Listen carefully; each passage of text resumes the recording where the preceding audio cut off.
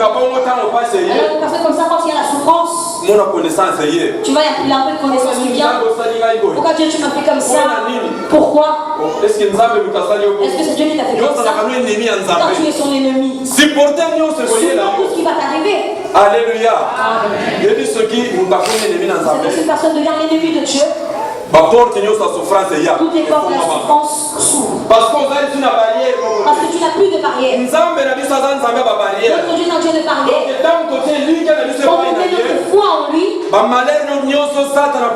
les malheurs que le Satan va ramener, il est là pour mettre des barrières. Si le diable met le têtu, Dieu va le frapper. Alléluia. Amen. C'est comme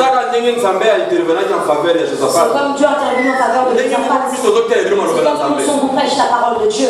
En tant que je marche dans la crainte de Dieu, si une personne se lève pour combattre contre moi, Dieu ne va pas me laisser. Dieu va s'élever. Personne ne parle de ma part. La mission que j'ai mis en lui, ce n'est pas terminé. Jamais tu peux mettre ta main sur lui. Si tu insistes pour me faire du mal, des jours on sera poursuivis. Amen. Beaucoup de personnes qui sont mortes parce qu'ils ont beaucoup persécuté les serviteurs de Dieu. Alléluia. Dieu nous permet quelque chose qui peut t'arriver parce que tu veux mettre la main sur une personne qui est choisie de Dieu, qui a la promesse de Dieu. Dans toutes les familles nous avons des promesses. Et donc Dieu attend que la promesse s'accomplisse. Il y a un ennemi qui s'élève, qui veut terminer cette promesse. Mais Dieu fera tout pour faire tomber cette personne. Ça montre qu'il est Dieu. Alléluia. Nous sommes en Colossiens, chapitre 3, verset 5 à 10.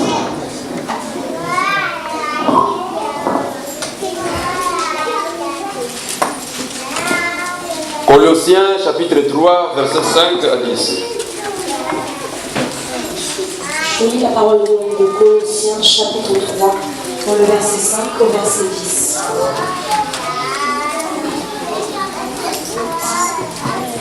Faites donc mourir en vous ce qui est terrestre, l'immoralité sexuelle, l'impureté, les passions, les mauvais désirs et la soif de posséder, qui est une idolâtrie.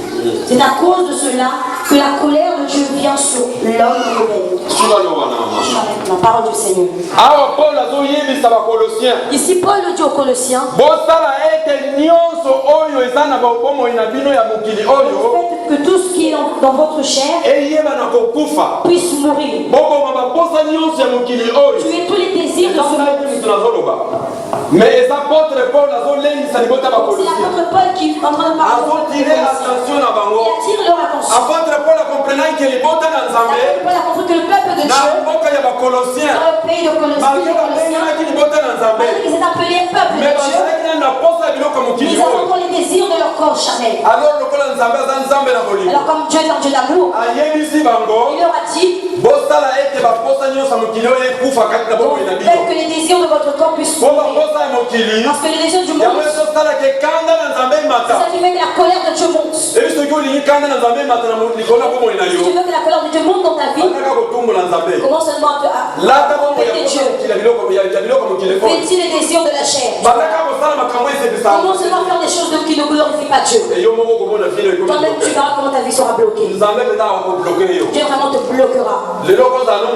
Aujourd'hui tu peux être une personne joyeuse, demain tu pleures encore. Moi, mais tout était enfermé chez nous. Parce que tu fais des choses qui ne glorifient pas Dieu. Dieu veut qu'on ne voit qu'en lui. Que ce soit dans la joie ou dans le malheur, qu'on regarde que vers lui. Nous, enfants de Dieu, notre douleur est temporaire. Aujourd'hui, je peux mourir de faim. Demain, tu enverras un corbeau. Mais ne sois pas pressé de partir chercher. De partir dans les mauvais chemins. Dieu, il a des corbeaux qu'il a réservés. Dieu lui permettra. Il ouvrira une porte. Sa bénédiction arrive à toi. Beaucoup deviennent ennemis de Dieu parce qu'ils veulent aller trop vite. en Afrique, vous savez, en Afrique, on a beaucoup de nouvelles. Il y a beaucoup de personnes qui ne croient plus en Dieu. Beaucoup ont seulement des fils sur leur ceinture. Ils préfèrent des biens au temps et demain partir en enfer que attendre le temps de Dieu. Donc, une personne est devenue chef de bureau, mais il a un fil de protection. Donc, il a enlevé sa foi en Dieu. Il a mis la foi dans le monde. Vous savez, les sorciers, ils se négocient entre eux. Je ne sais pas si les sorciers de Chartres se connaissent entre eux. Non, enfant de Dieu, mais le sorcier te connaît très bien. J'ai suivi un témoignage. Il y a un sorcier qui a dit dans le quartier, il connaissait tous les sorciers de ce quartier. Et si un sorcier qui vient dans notre quartier, qui est dans leur quartier, il devait le connaître. Donc il s'identifie facilement entre eux. Si personne du monde, oui, lui c'est un sorcier. Même ses amis disent c'est un sorcier. Parce qu'ils se connaissent entre eux. Ils peuvent t'accuser quelque chose qui n'est pas à toi, mais entre eux ils se connaissent. Et les musulmans disent c'est vraiment un sorcier. Les musulmans arrêtez de mentir. Comment vous voulez le salir? Parce qu'ils ne te voient pas dans leurs assemblées. Alléluia. Amen. Donc, je veux que nos cœurs soient vraiment purs. Que notre corps c'est le temple de Dieu. Alors, le temple de Dieu s'humilie devant les statues. Une personne qui s'humilie devant les statues n'est plus avec Dieu. Sa prière n'arrive même plus jusqu'à Dieu. Dieu n'écoute pas la prière du péché. Donc tu es en vie, il y a quelque chose qui te sépare de Dieu. Tu peux passer toute la nuit à pleurer, mais Dieu ne t'entendra pas. Mais on peut savoir quel secret qui va faire que la colère de Dieu quitte le corps de l'homme. Amen. Amen. Comment faire pour s'échapper de la colère de Dieu? Nous voulons savoir les points. Et on va trop très vite. Moi je prêche comme le docteur. Je prêche, je couvre vraiment. Pourquoi tu dis non, je ne savais pas. Alléluia. Toi qui as la colère de Dieu au-dessus de toi. Maintenant demande-moi.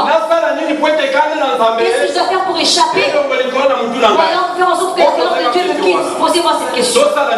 Qu'est-ce que vous avez fait? Alléluia.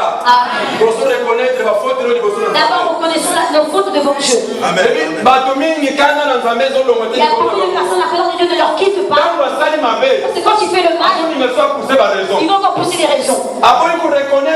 Ils ne veulent pas reconnaître ses fautes. Disons dans le livre de Genèse, chapitre 3, verset 9 à 19. Mais trop tard à l'essentiel.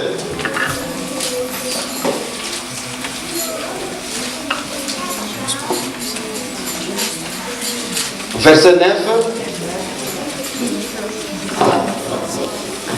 Je lis la parole de Dieu.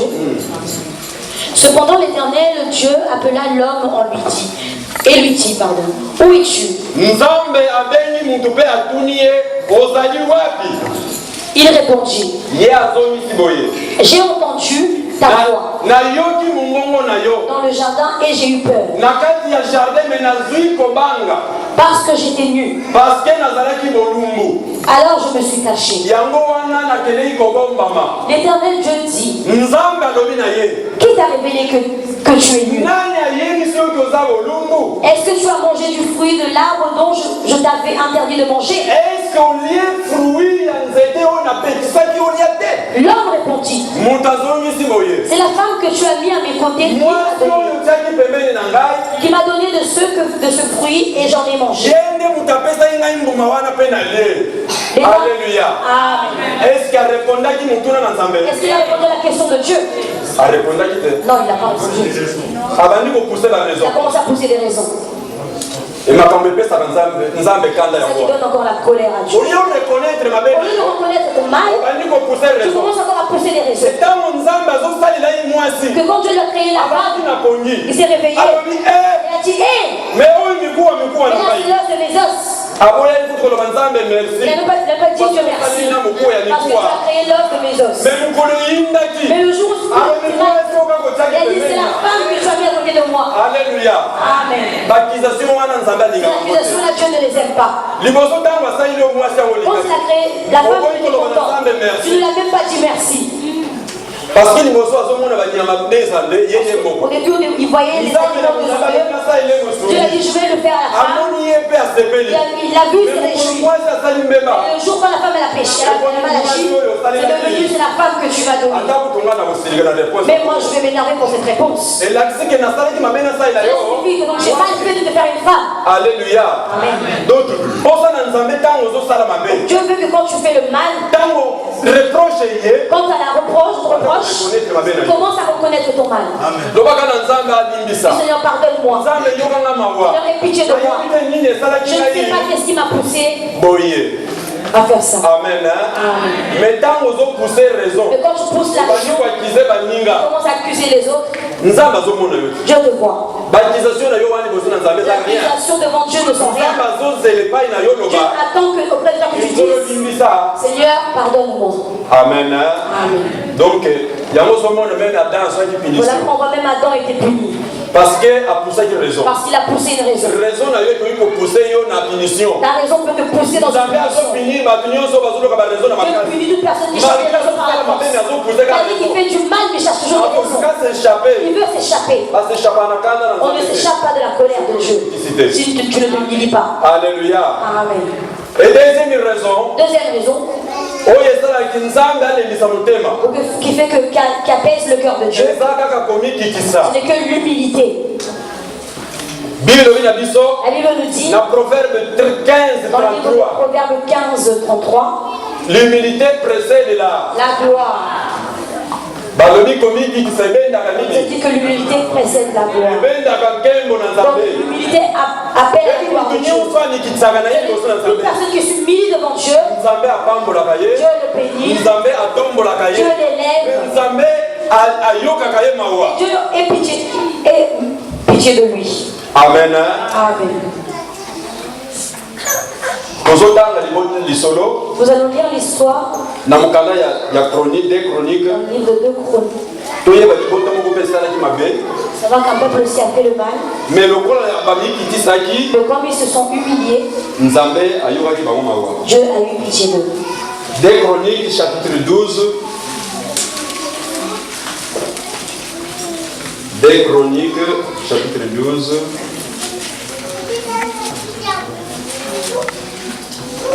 Verset 5 à 7. Je lis la parole de Dieu dans le livre de 2 Chroniques, chapitre 12, dans le verset 5 au verset 7. Amen. Alors le prophète Shemaïja alla trouver Roboam et les Juifs de Juda qui s'étaient tous retirés dans Jérusalem à l'approche de Shishak. Et il leur annonça: voici ce que dit l'Éternel. Vous m'avez abandonné, je vous abandonne moi aussi, et je vous livre entre les mains de Shishak. Les chefs d'Israël et le roi s'humilièrent et dirent: l'Éternel est juste. Quand l'Éternel vit qu'ils s'humiliaient, il adressa la parole à Shemaïja: puisqu'ils se sont humiliés, je ne les détruirai pas, je ne tarderai pas à les secourir, et ma colère ne se déversera pas contre Jérusalem par l'intermédiaire de Shishak. Parole de l'Éternel. Alléluia. Amen. Dieu a pitié de toute personne qui s'humilie. Ne regarde pas la grandeur de la faute que tu as commise. Mais si tu as l'esprit de l'humilité, de savoir reconnaître ton mal, Dieu va te pardonner. Ils sont contre ce peuple-ci, s'est perdu devant Dieu. Ils ont vu qu'ils étaient forts. Ils ont oublié. Ils ont même abandonné Dieu. Alors le diable aussi s'est levé. Et ces personnes ne sont plus avec Dieu. On va combattre les combats parce que leur protecteur n'est plus avec eux. Alors quand ils ont entendu cette idée, Dieu a envoyé son serviteur. Il leur comme ils se sont tournés le dos. Moi aussi Dieu, Je leur tourne le dos. Et les ennemis viennent. Moi, je ne les défendrai plus.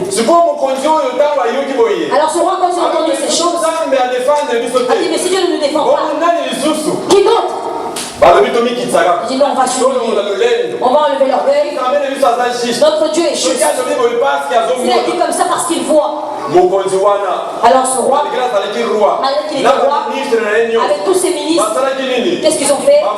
Ils se sont humiliés. D'abord, quand vous voyez quand l'ensemble de l'État s'humilie, Dieu descend pour nous secourir. Il y a des choses que toi tu ne vois pas. Mais beaucoup d'esprits sont guéris dans ce lieu, juste avec notre humilité. Alléluia. Amen. Quand Dieu a vu que ce roi s'est humilié avec tous ses ministres, il a dit dis-leur. Quand ils se sont humiliés, ils ont reconnu leur mal. Je ne vais plus les frapper. Je ne vais plus leur faire du mal. Parce que j'ai vu comment ils se sont humiliés. Donc, alors s'humilier, cela fait descendre la colère de Dieu. Alléluia. Amen. Mais une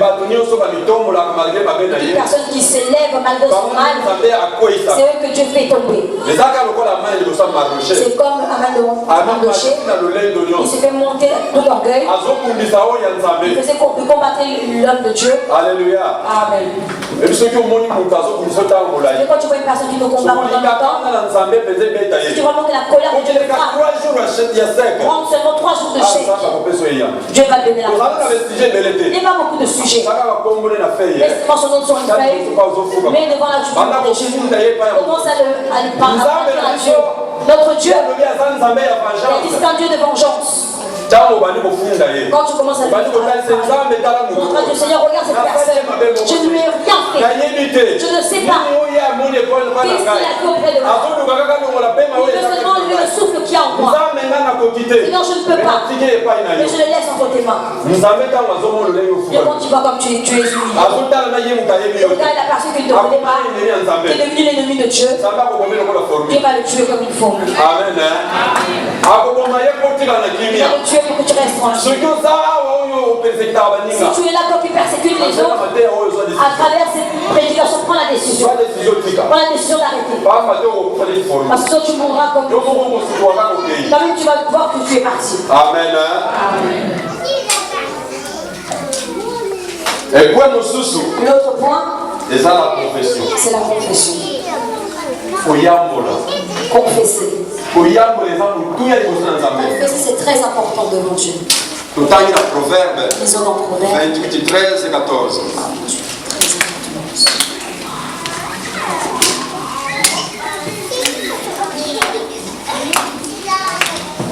Proverbe 28, 13 et 14.